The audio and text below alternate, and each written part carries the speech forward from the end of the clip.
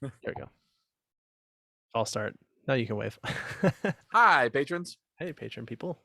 Oh, you know what? I was Patreon did this big survey thing that I participated in, and they were reaching out to all the different people who were on Patreon and asking thousands and thousands of questions that took way too long to answer. But one of the things I thought was interesting that they came is that most platforms do not have a specific name for their patrons, but a lot of them do. Mhm. And so there's like the Patreon supporters. I'm trying to remember one of them. One of them was like nappers or something like that. Um, but I was wondering if it'd be fun to come up with like a name for our Patreon people. Oh yeah. I've heard of places people doing that. We could probably come up with something good. Like Slipknot called their fans maggots. Uh-huh. Just like that. Yeah. I Just was just like that. speaking of which, my friendly maggot people, we're this is part 2 of Freedom, Yeah. what we're doing. So, would you But were you were in the know anyway because you knew that we would already over recorded the last episode. yeah, you've actually, yeah. Unfortunately, what you're going to hear is a weird disjointed episode where we pretend like we included a conversation in this conversation that we've already recorded, and you're going to Hmm. get the latter part of that. So Hmm. you're hyper informed is what's going on. Yeah, I love it. Okay, so I don't know what to call our people, uh, behaviorists. Maybe we can announce that on the 5-year anniversary episode. Oh yeah, we should do that. That's a good point. Think of a name between now and then. Hmm. Come up with something good. Java heads, bookworms, Behavior buddies. behavior buddies. Yeah, friends of Abraham and Shane. I like that too. That's wholesome. Yeah, long title, but um, Yeah. maybe a good thing. Yeah, it rolls off the tongue so easily. Just like Skittles do. Just constantly dropping Skittles out of my mouth. It's a problem. Okay. Sorry, my daughter was texting. I guess they Oh, got some plans. So oh, no, we're good. We're good. okay. Okay. No worries. All right. Are you ready? I'm ready. Let's do this. 3, 2, 1, go. Nope. There we go. Nope. Sorry. Did you start over? I will. Okay, here Okay. we go. Okay. Sorry. I hit the wrong button, so that's what happened. Okay. It's fine. Panic Okay. panic everywhere. Yep. On the record button for real this time. Mhm. All right. 3, 2, 1, go. Welcome to Why We Do What We Do. I am your Scottish martyr host, Abraham. Oh man. And I am your I don't know, I guess I guess you're riding the Mayflower away from oppression, host Shane. Nice. We had those locked and loaded, you can tell. Uh-huh, yeah, totally not off the cuff. All right, so this week we are following up our previous week's discussion talking about freedom. We got really into this discussion with each other, went way off the road of the notes, the path that we had originally set, and instead it turned more into a discussion that was sort of off the cuff, and I think it was better for it, really. I agree. Wow. I agree. Great. And so, but always introduce, if you're joining us for the first time, we're a psychology podcast. We talk all things psychology. We try to be comedy and science and entertainment and edutainment, and welcome to what we are doing here. And this is a replacement for your Psych 101 class, by the way. Yeah. It doesn't count for college credit, and you're certainly not paying as much money for it. But here we are. Okay, so you can support us in various ways. You can join us on Patreon. You can leave us a rating and review. You can buy something from our merch store. You can tell a friend. We'll talk more about that at the end of this episode. And last week, as I said, we talked about, we'll just do a quick recap. We were talking about freedom. We essentially talked about the idea that freedom of there's no, freedom of whatever is not mean freedom from consequences. So freedom does not mean that it is unrestricted. We talked last week about things like artistic freedom, intellectual freedom, academic freedom, and then just defining freedom. And I think it'll be useful to just make sure we're clear on the outset here that freedom, as we defined it last time, is the power or right to act, speak, or think as one wants without hindrance or restraint, as sort of the primary definition. But there were other definitions too. Yeah, I mean, we also briefly talked about we are talking about freedom from subjugation or subjection, the absence of subjection to foreign dominant. God, I can't speak. Um, we're also talking about freedom of government oppression, and also the freedom of being in prison. So like there's a lot to unpack, and in the last episode we did talk about different types of freedom as well. We talked about academic and artistic freedom, and also intellectual freedom, and we would like to continue that discussion by defining some of the other types of freedoms that do exist out there in the world that are going to help inform this discussion. And a little bit real quick, we also mentioned that freedom in the sort of behavior science sense refers to freedom from aversive control through certain contingencies such as punishment and that sort of thing. And also, of course, physical restraint is another one that would come up inside of that. And this idea, the saying that's often used of my freedom to swing my fists stops at your nose. And Yes, so I'm sort of free to do whatever as long as it's not directly impacting others or taking away their rights or their freedoms. absolutely, 100%. All right, so let's jump in with some economic freedom. All right, and then And we can here's the skip. pause. Here's the pause. Do it for the applause, the applause, the applause. All right. So then I don't know if that would be enough to have us take an ad break at that point. What do you think? I think we can take a quick one Okay. just to be All right. safe. Yeah, I agree. I had an idea for this one. I think of these throughout the week sometimes that I've got some good ones. The fart in the elevator one came to me earlier in the week, and I've been persevering on it, enjoying it thoroughly. Yeah, that is a good one. That's a good one. um,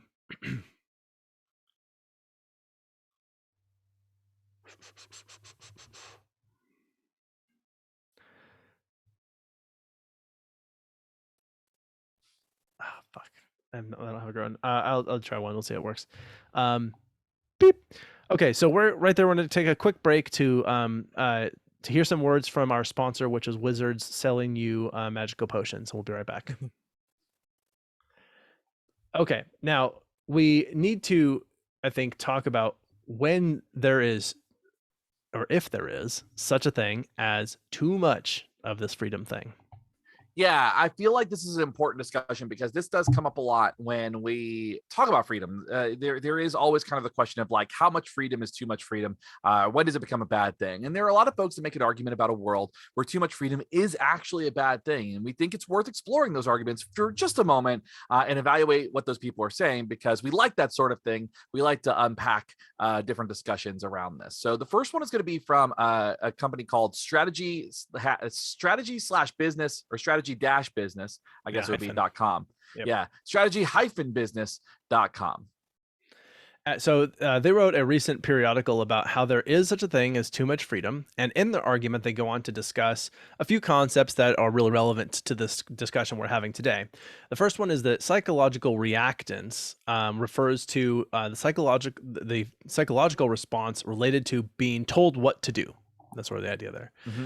And whenever choices are limited or whenever choices are limited or you're placed in a position where your freedom or autonomy are threatened, then you're more likely to respond defensively. And this actually is kind of related to a Skinner quote I used last time, which I'll bring back later. Yeah, and you know, you've probably, as you heard that definition and you heard that example, you probably think about times where you just don't like being told what to do. And so, yeah, there's plenty of opportunities for that. The other thing they mentioned here is the paradox of choice, which we talked about in our episode on choice and what that looked like. You know, and this refers to challenges that come up when there are too many options or choices, kind of like when you log into Netflix and there are so many choices, you don't know what to pick.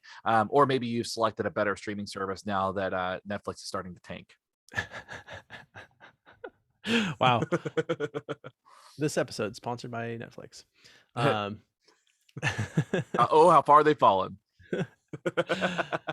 All right. Now, the primary argument made in this article is in reference to a holiday policy an organization has set up that failed. So the original policy, you can take as much or as little time off as you like, no restrictions. Okay. The organization found that the policy was used more often by people with children and families who took up to 35 days in a year, whereas others took closer to 25 days. So what's the problem here? It was causing anxiety among team members, so they took the policy down entirely with the argument that there just wasn't sufficient clarity to feel like people were using the system the way that it was intended. And even though they basically said no restrictions, it felt like it was unequal to the people who were participating in that system. Mhm. Yeah, and my gut reaction when I was reading this was like, well, of course, it's a business website that's talking about why taking too much time off is not good for business. But that's not really what they were saying. It's like they weren't saying that the time off was a problem. It was saying that the anxiety was actually having an impact on their employees, and that was a thing that became kind of the failure within this. And so what they did was they took out the policy and they reinstituted it with some barriers, and it seemed to have a little bit better effect. Yeah. Or not barriers, boundaries, I meant to say. So Yeah, they put some right. boundaries in place, and that seemed to work a little bit better. Yeah, absolutely. Euroculturer, is that what that says? That's yeah. Mhm. Okay, great. And that's the title of an article. Yeah, the title is "Lost in Freedom: The Dilemma of Having Too Much Freedom." Okay, got it. Beep. So there's this other article that was on Euroculturer.eu. It's got some European representation here. Mhm. And the article was titled Lost in Freedom or Lost in Freedom, the Dilemma of Having Too Much Freedom. I want to make sure I included the question mark there. For sure, you nailed it. Thank you. So this article discusses the issue of being, quote, lost in freedom. With advancements in opportunities and access to too much information, many people have a wide array of interests and are highly educated, but feel, quote, stuck because of too many choices, kind of going into that strategy business article before. But the author of this article goes on to say that they don't have a solution, which seems just, super helpful. Yeah, great. We have a problem. End of story. Yeah, that's pretty much it. So but they didn't really make a great argument. It was just kind of like the general like hand waviness of going, we have too many choices. We're too intelligent compared to, so people are stuck. And it's like, they didn't really have anything to make an argument for those things. So it was kind of a, I mean, if I'm being honest, it was kind of a waste of a time article. And I don't like it. I almost wonder, and I'm not sure if you got the impression from this, but it almost sounds tongue in cheek to me. Like it was maybe originally said to be like, we're too smart with too many choices. What a problem we have. Like it was like that sort of thing. I don't know, but I feel like if you're going to leave it that way, that if you're not making a point, then that is making the point, which is that like, it's ridiculous to say this and we should have all the freedom we could possibly have. Yeah, absolutely. I've been wrong. I don't know. Yeah. On slate.com, there's an article titled, Is There Such a Thing as Too Much Freedom? See, I got that question mark in there. I'm good at this. You nailed it. You're getting so good at it. So, Thanks. So this article was in reference to the Trump election, and the argument is that there is a sudden rise in fears around illiberalism, which seeks to strip freedoms, supposedly.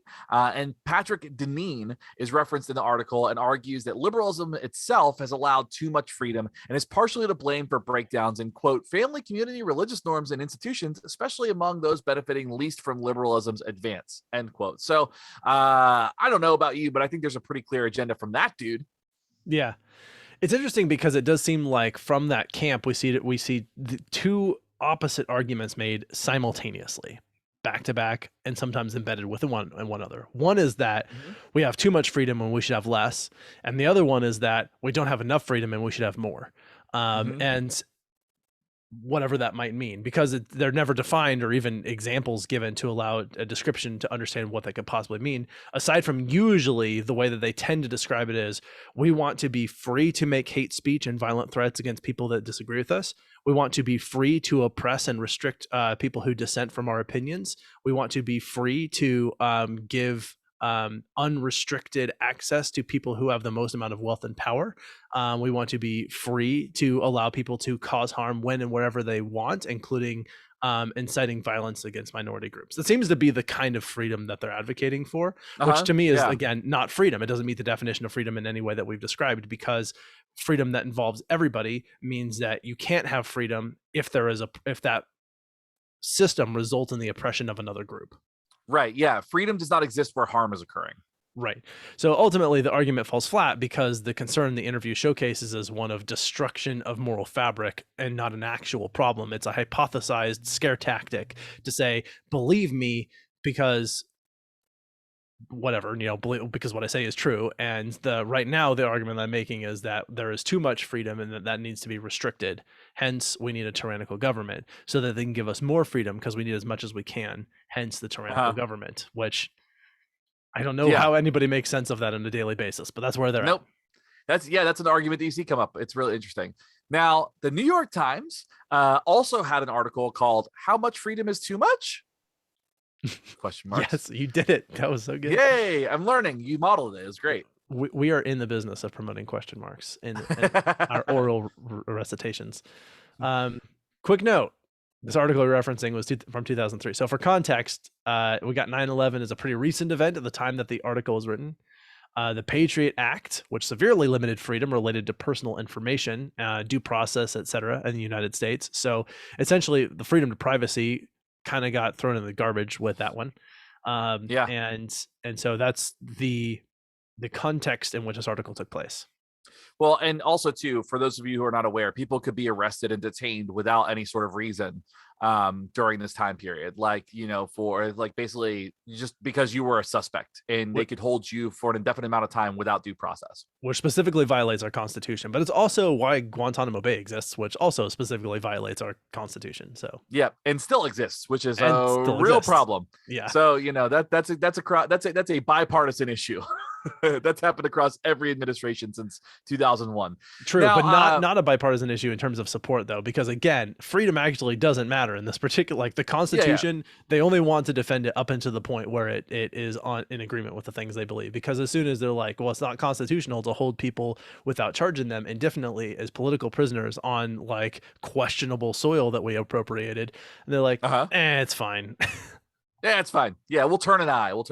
Now, the author of this article interviews Stephen Brill, who had recently written a book. Myself real quick. Sorry. Okay. Yeah. All right. No worries.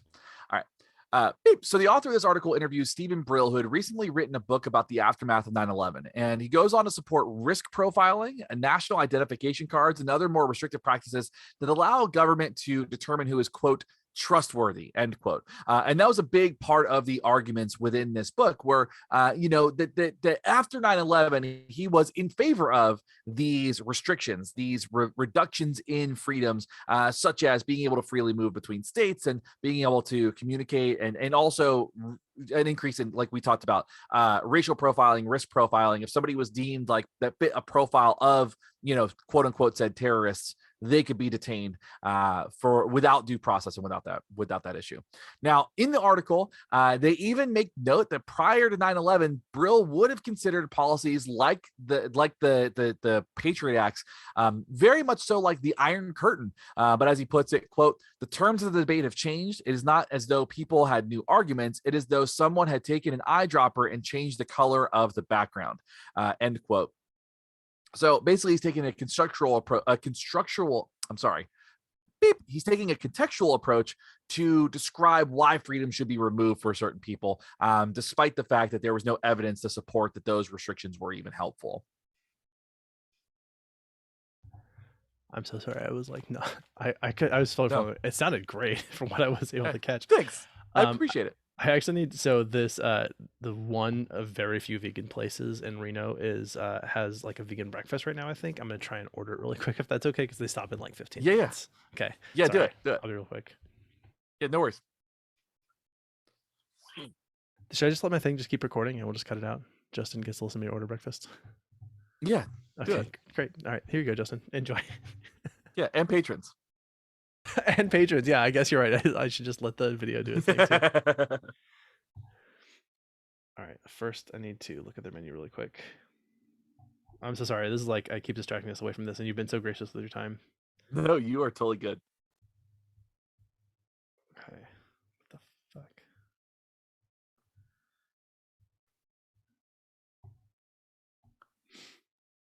Okay. I can't wait to hear what they have for breakfast. They've got some good options, man. It's some legit shit. Not that one. Yeah. I wish they would just publish their menu online.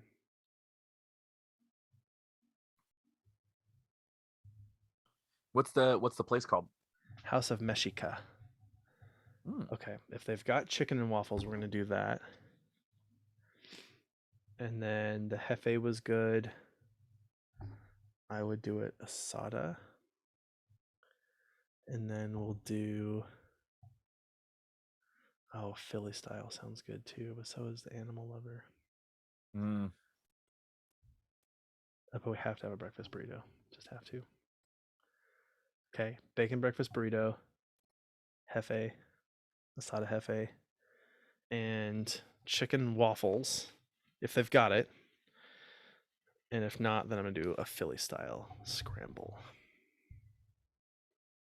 I'm here for it. Okay. I need to. This is so weird to be recording this. Well, this is what they pay for. This is the bonus stuff. That's right. You know what it's like to live the life of a vegan. Hi, how are you doing? Are you guys still taking orders for breakfast?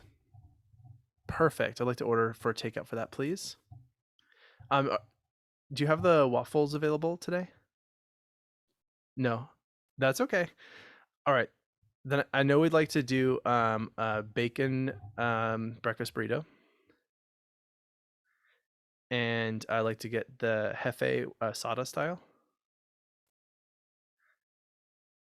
And then we'll do a Philly style scramble as well. Was it Philly style? That was an older menu. Maybe that's not still around.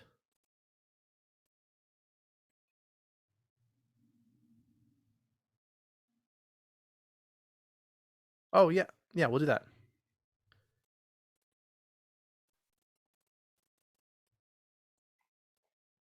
Okay. And I think that'll do it. Yes. Thank you. Bye. If somebody who is not vegan heard that and heard you order something sawdust style, that is the least appetizing description of food I've ever heard in my life. It's asada. And it's basically like a nacho supreme. It's like sour cream and black olives, and that sounds wonderful. Yeah, it's super good. But I'm sure it sounded like sawdust, but asada Yeah. it's a Mexican word, I think. I heard sawdust. My hearing is horrible though, so That's okay. All right, let me text Lauren real quick, let her know. Hell yeah. We got Abraham breakfast. That's all that matters.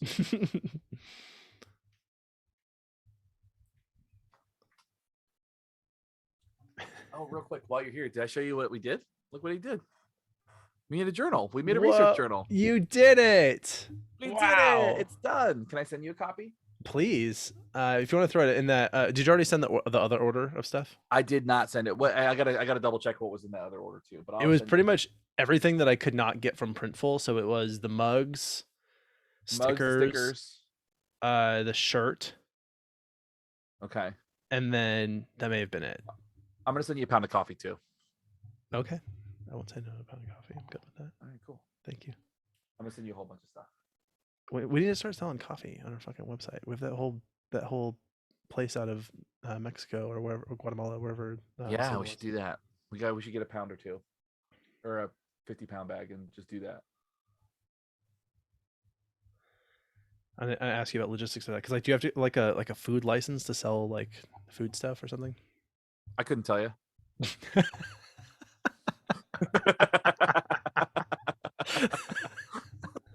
Love that. Oh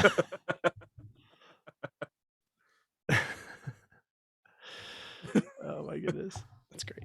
Okay, whew, burned a lot of time on that. That's great.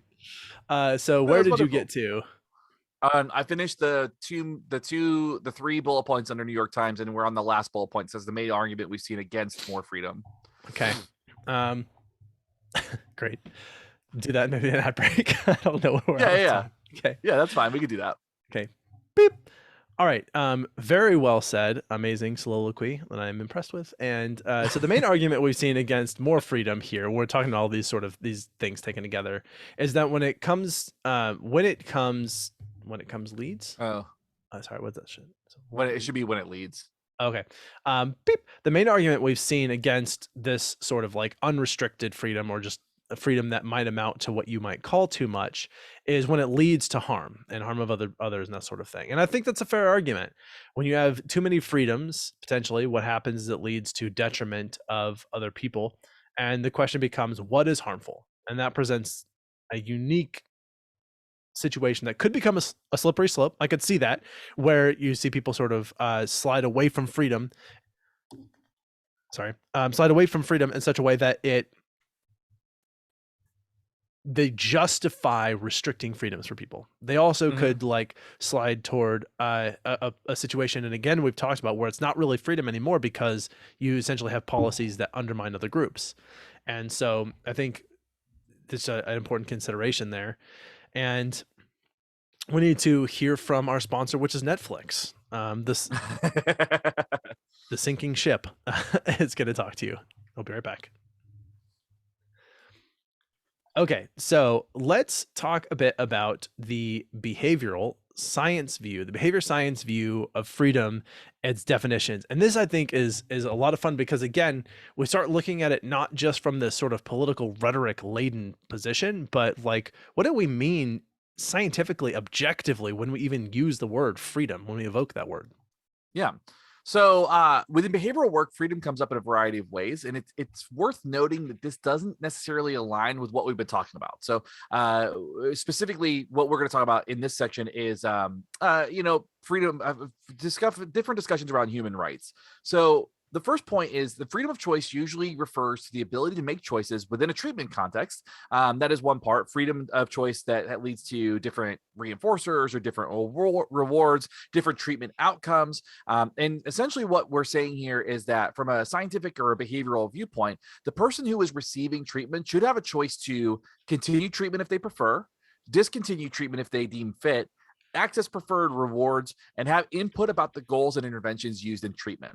Now, the big thing here, and the thing that I would really emphasize here, is that choice is in freedom of choice, it largely involves consent. And really having a large discussion around consent and informed consent and what that means. Freedom of choice should be that the person is freely able to make a choice that is A, free from some kind of aversive control, somebody coercing them into a situation, and B, they have enough information to make the most accurate decision for them in that space. So I covered everything up to freedom from harm. Perfect. Great. Thank you. I wanted to find some more quotes from Skinner. Let's try to flip through really quick. Yeah, you're good. All right.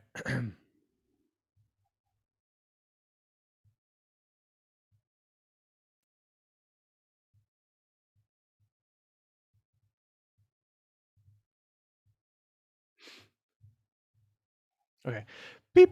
So freedom from harm or abuse is another aspect of freedom that is discussed in several clinical settings. We're talking about psychology often, especially when working with people in vulnerable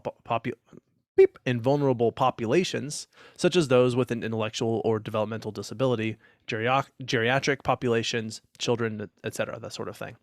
And so this aspect of freedom refers to the absence of something oppressive or abusive rather than a right to do something. So it's a freedom from coercive, aversive practice, and not necessarily a freedom to have certain unimpeachable rights. Yeah, and I think this is really important too, because as we talk about freedoms, one thing that we have talked about time and time again is that freedoms only extend so far as they're not harmful to others. And so, as a basic human right, if we have the basic human right to be free from certain circumstances or certain harmful situations or contexts, then it is worth talking about within that too. Like that should be true for any sort of treatment. You should not be coerced into anything that is any sort of therapy or any. You really shouldn't have to be coerced into anything, but sometimes it happens. Now, the last point that we would make underneath this too, and we're going to talk in depth about this one, is that people have a freedom to do, but not freedom from consequences. And we touched on that briefly, but it's definitely worth talking about more. So one of the more confusing aspects of freedom, specifically freedom of speech, is that this actually means that, is what it actually means, right? So people confuse freedom of speech with being able to be freely able to say whatever they want to say, but that's Yeah. just not quite the case. And what ends up happening is this issue of cancel culture that comes along with it. And a lot of times there's often outrage about what the consequences are that come along with saying what you want. But again, you mentioned the I'm allowed to say what I want. It's infringing on my rights. And it's like that's not quite what is going on here. These two things are different discussions, and we're going to kind of unpack that a little bit.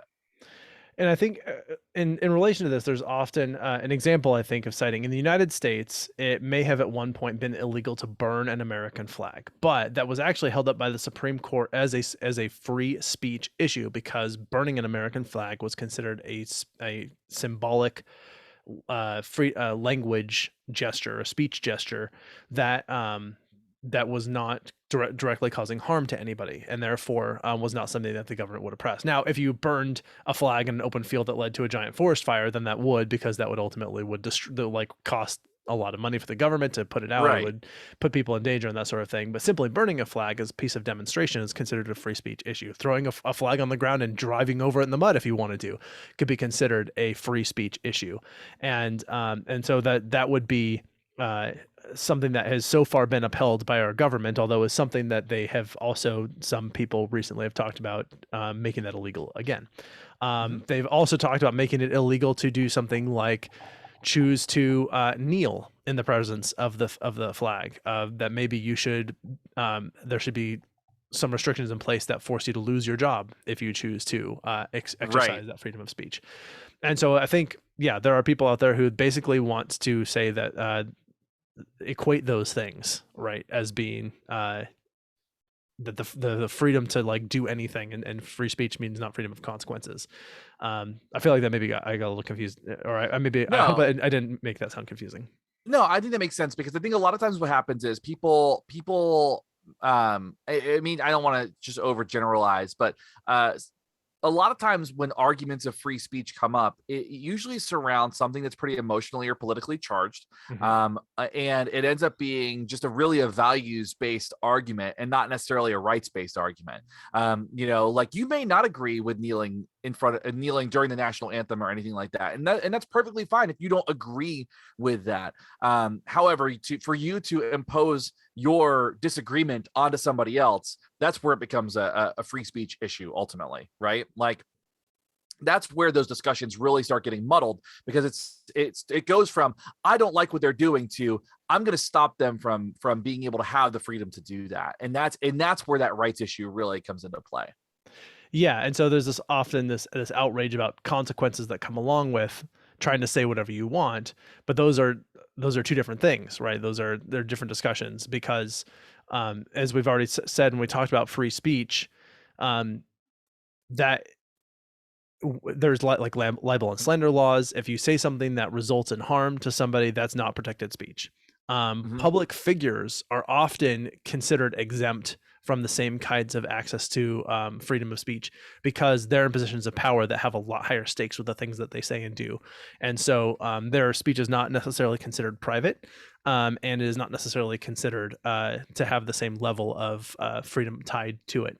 And so that's something that can happen as well. And again, sort of US centric here talking about this, but the overall freedom from consequences is just not a thing. And again, I want to actually bring this back to talking about the behavior science perspective and what the restriction and aversive control means.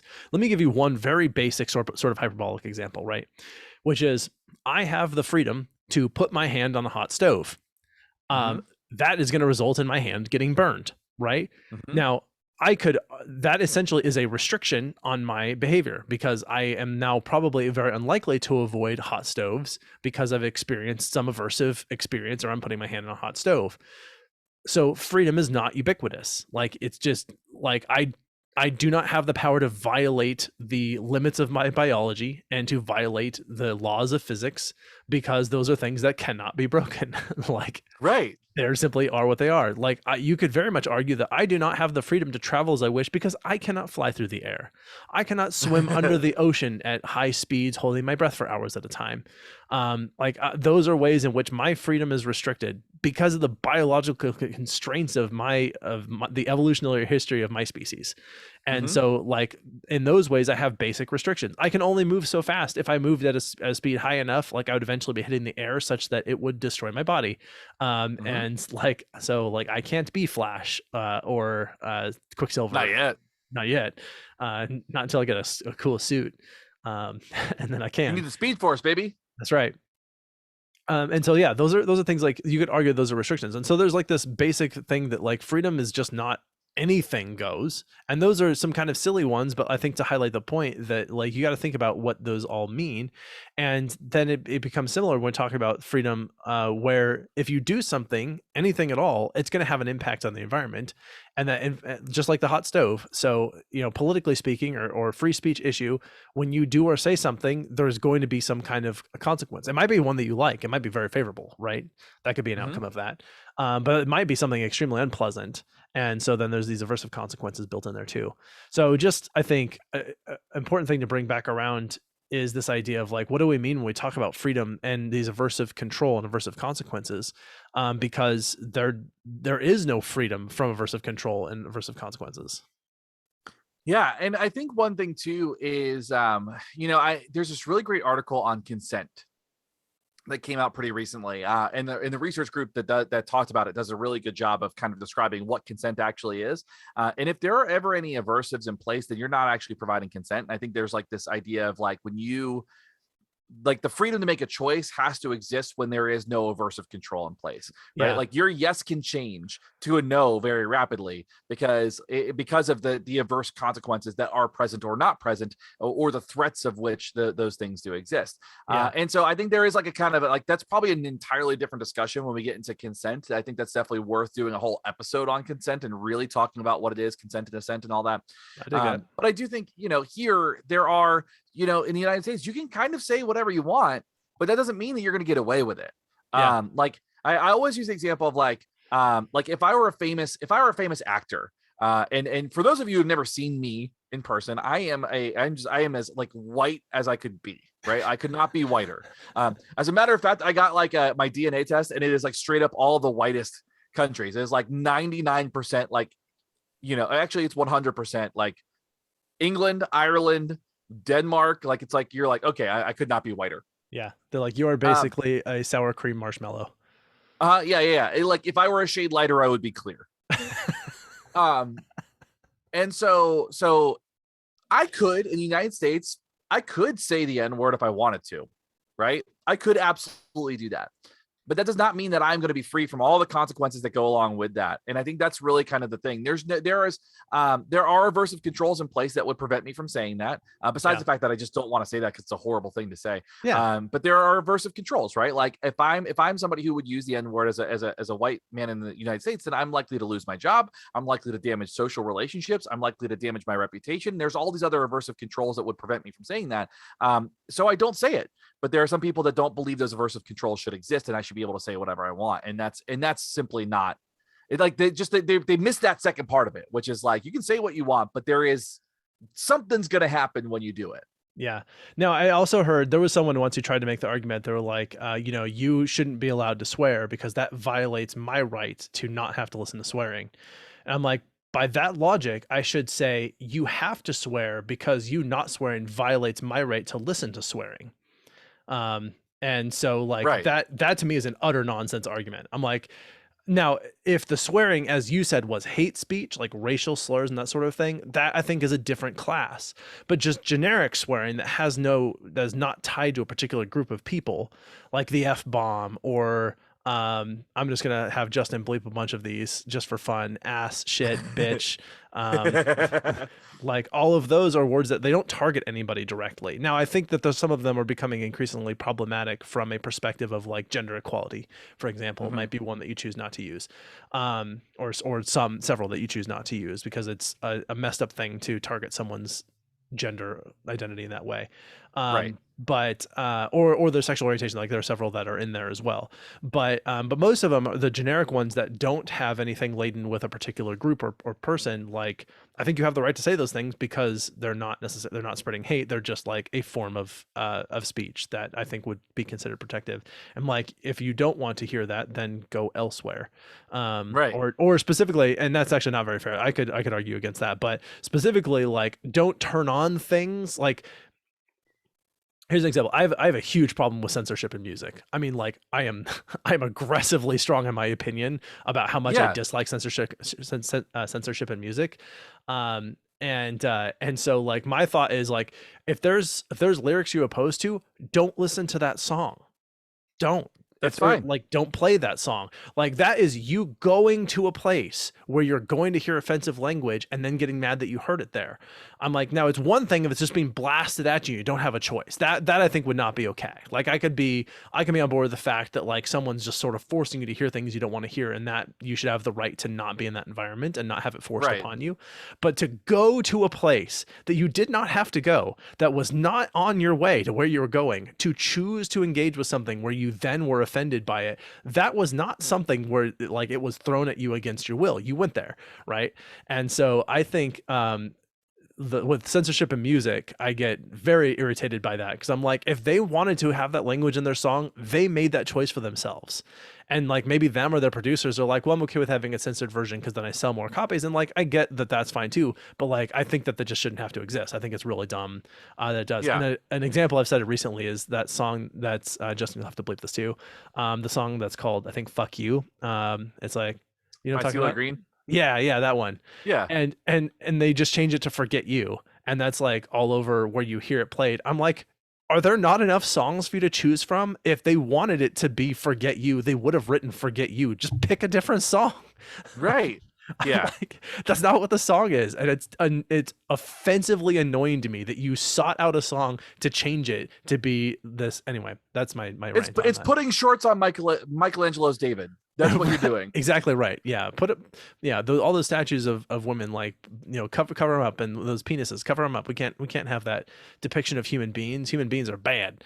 It's funny that it's funny though when you think about, and this is just something I think about all the time. Is like carving marble is a pretty extensive and like time consuming thing. Like thinking about how much time Michelangelo spent carving David's dick. Like just thinking about that. Just like how what there were days. There had to have been days where he's like, I got to get this right. Yeah, Like that's right. it's spent like I just think about that. It's Yeah, just a funny thing to think about. and when he's on his model and he's kind of like, holding the parts of the person who's modeling for him to like really get all angles and get the Yeah. right size and shape Yeah. and It's texture. great. So That took a detour. See, but we're allowed to say that because we have the freedom of speech, and I love that. exactly. So, Oh my God. Well, I mean, we should could we probably do let? take home points. You think? Okay. Do we even finish this? I feel like I didn't even get to this bullet point. Well, we had hit on all those points earlier on. Okay, Uh, got it. Okay. so like, I feel like it was like, I don't want to like rehash it if we don't need to. Okay, perfect. Should we do a quick ad break then? Yeah, let's do that, and then we'll do Okay. take home points and recommendations. All right. I'm going to request a 2-minute sabbatical. That's all I need. Because I've been talking fervently about this thing. And what I mean by that, my dear listeners, is you have to listen to some ads now. I'm sorry. Mm-hmm. Okay, we're back. Let's go ahead and wrap up this wonderful, super fun discussion by talking about some taking of the points that are home. Yes. So I think the big thing over these last two episodes is that it's not quite easy to define. Like it's as far, but it's worth discussing. But I think really the concern is where's the line? Like at what point in time, do freedoms get infringed upon? At what point in time do we start scaling back those freedoms? At what point in time are those those whatever those policies or procedures that are in place, are they too much and that they are oppressive in nature? And I don't know that we have an easy answer. I think that we have an idea of kind of what would constitute a general freedom in different areas, but I don't know that we have a good answer for where that specific line is. That's fair. And one that I think is a take-home point, but is also something I meant to say more in more detail in the discussion. So I'm just going to elaborate it really quick here, is the Mhm. idea of the sort of unrestricted freedom. Because what that would mean, let's set aside the fact that you can't, by nature of the, I can't travel back in time because that's not how physics works. But so there's like things that can't physically happen. But like let's say I had unrestricted freedom. I could say, do whatever I want. So basically that would mean like I could take someone's car, I could take their house, I could take their money, I could kill anybody, I could help anybody, I could go anywhere I wanted to, I could do anything unrestricted, nobody could stop me. No waiting in lines, no paying for things, no whatever. I get to do whatever I want. Now, this is not something I would want to do, just making sure it's really Mhm. clear. I have no desire to hurt anybody. I have no desire to steal from people. And I'm not trying to cut in lines, even though I hate them. I mostly just avoid them. But the point Yeah. being that like that world where someone has that unrestricted freedom is just chaos. And again, I think I would argue strongly that it's not freedom. And this is actually where I think the take home point really lives, is it's not freedom when everybody else is adversely impacted by that, and that's sanctioned. We're just like cool with that, right? And Right. so I think that it's freedom means that everybody involved in that system has equality and equal access to the rights guaranteed by that system. And that's actually why I think I would argue that in the United States, there are many things our country and our government are very good at in protecting freedoms, and there are many things that they think they're good at that they're terrible at, and that's something that needs some work. I think that's a great point. Absolutely. Now, another point that I would make is that there seems to be an almost universal value on freedom. Most people tend to value their ability to make choices and to be free from abuse and all that. But the discussion often breaks down when describing how personal freedoms are impacted or who should have them. And so, freedom of speech is a good example of that when they talk about how to protest, where to protest. Like they can protest, but not that way. And I think that's an example of like, people value the ability to protest, but they have like specific ideas of what that should look like. And they'll impose those ideas on somebody else, especially on marginalized groups. Yeah, exactly. Again, as soon as it turns to advocating harm or destruction or targeting specific people, that's when I think it's no longer freedom to protest. This Right. as soon as people start dying or getting injured in any way, you've crossed Mhm. the line. Yep. Assuming that the protesters are the one doing the violence, sometimes it's happening to them, so then that's not their problem. All right, Yeah. the discussion around freedom did take an interesting turn after, in this country, 9/11, 2001, which many people relinquished freedoms, particularly around things like air travel at this point. Mhm. And that has not gone away. That has largely stuck with us, and it sort of is what it is. I also understand why it happened. I'm not that I necessarily agree with it, but it is the thing that I can wrap my head around at least. Yeah. So that's sort of where that is, I guess. Well, I think that's an interesting context too, because it is one of those things that people willingly relinquished freedoms, True. under the guise of greater good. And so there's a lot to unpack within that. I'm not going to get into that right now. I'm not a conspiracy theorist, so don't stress about that. I don't want you to think that, but um, I did want to make sure that you that we did talk about that. Now, Yeah, the fair. last point that I would make is that in therapeutic settings, freedom of choice and freedom from harm seem to be the most important freedoms discussed. Yeah. Choice of interventions, choice of practitioners, choice of people to support you, and then being free of harm from those spaces, I think is really necessary to maintain at least. Yeah. Yeah, I think that's great, and probably a reasonable place to end. And I do think I just want to always bring back around the point of that, like, freedom does not mean freedom to cause harm. And also, uh, people who get angry at you for doing things does not mean that your freedom has been impinged. And when you have specifically advocated for the rights of organizations to have the freedom to restrict their employment and their services to people based on the policies of that company, then when they exercise those freedoms, then you're being censored or restricted by that company is not an issue of freedom, because uh, you are not being jailed, you are not being fined, you are not having anything happen to you as an outcome of the government. So no legs to stand Absolutely. on there. I'll leave us with that wonderful quote that I liked so much that maybe we'll elaborate on, or maybe we don't need to. Maybe it speaks for itself really well. But uh, here's the Skinner quote that I started the last episode with. Feeling free is an important hallmark of a kind of control distinguished by the fact that it does not breed counter control. I'm going to say it one more time because I like it so much. Feeling free is an important hallmark of a kind of control distinguished by the fact that it does not breed counter control. And what I like about that, what I think he's saying there, is that in a system where we have freedom, we are still under the influence and following the parameters of that system. Mm-hmm. And the reason that it looks like freedom is because we're not fighting it.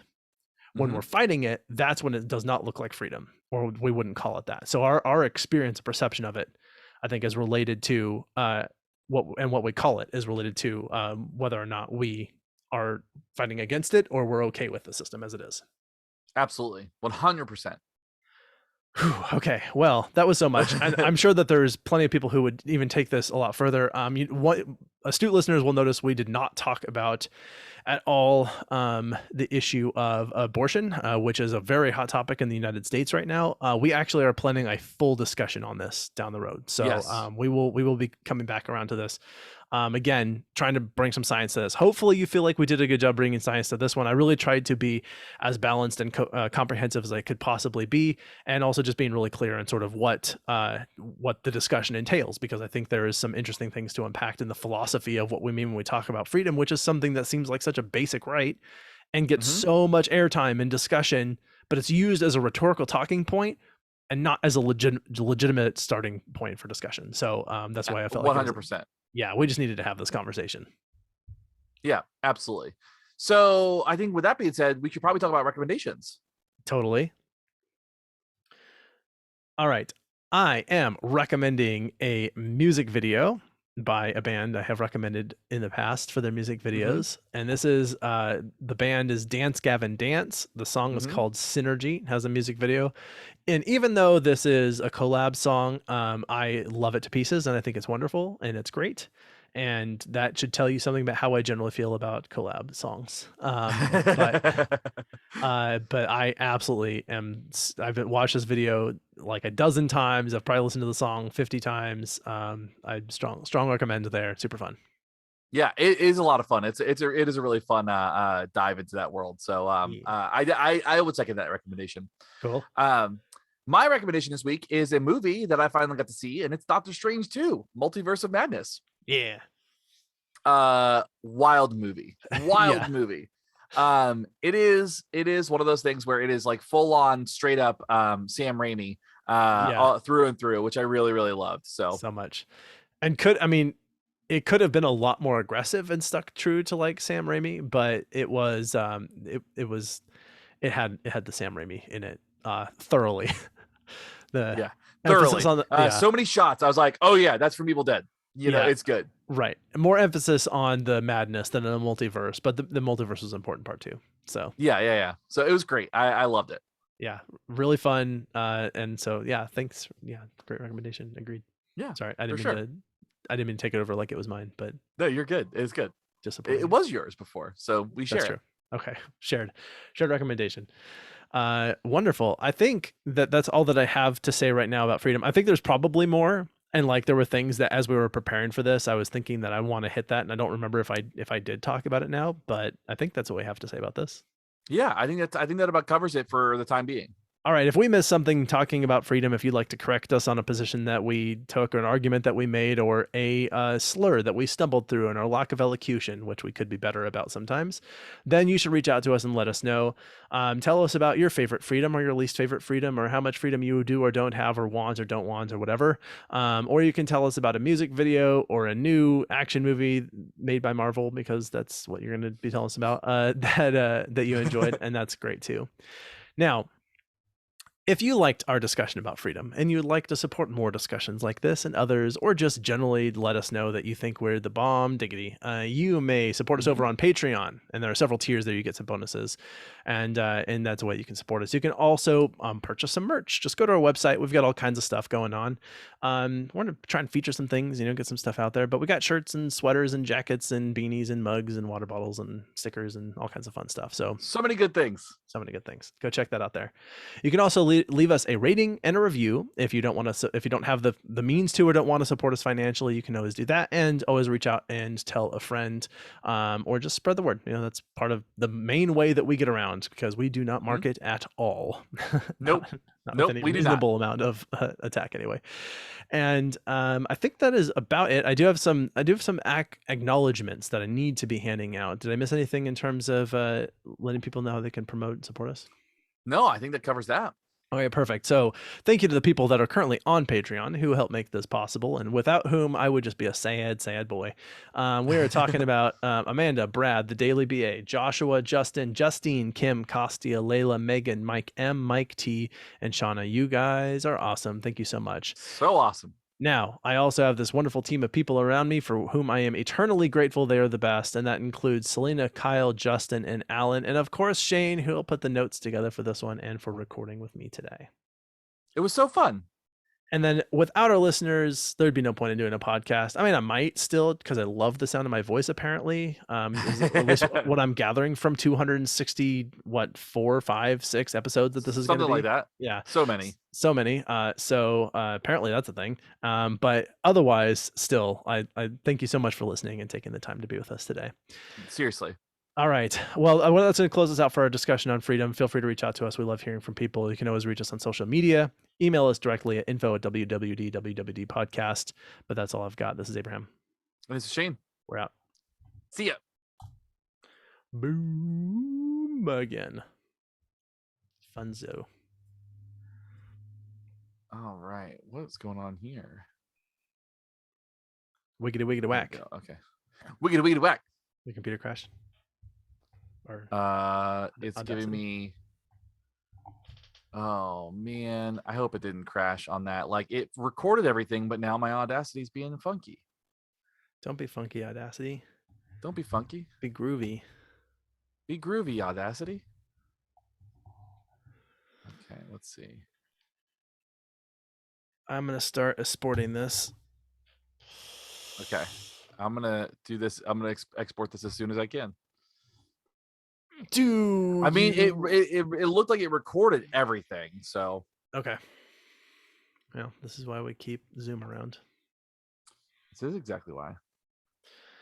Okay, it looks like it's all here. Okay, all right, that's good. So if it's not, we'll just grab the rest from Zoom, I think. Do you feel comfortable doing the outro for that, or do you want to listen to that episode first?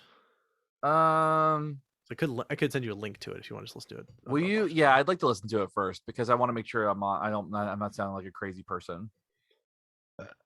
Okay. And then we can record the intro outro next week. Yes, I meant to tell. I totally meant to ask Sandra to do recommendations with me. Then I totally forgot. So we'll just have to do it without. We could probably get one from her. Yeah. Yeah, that's true. It just would have been fun to have her voice on there, but maybe she'll record it, send it. Okay. I'm sure she would. All right, so part 2, S Spiker. Cool. All right, it's exporting, so we're good. Rad. Okay, but I would definitely save the Zoom audio just in case. Faux show. Thank you. All right. Cool. Let's see. Anything new on here? I wanted to check on this. Boo. Balls. Yeah, I was excited we crossed 1,000 followers on Spotify. That was pretty cool. That's awesome. I'm gonna end this recording. Bye, Patreons. Bye, patrons.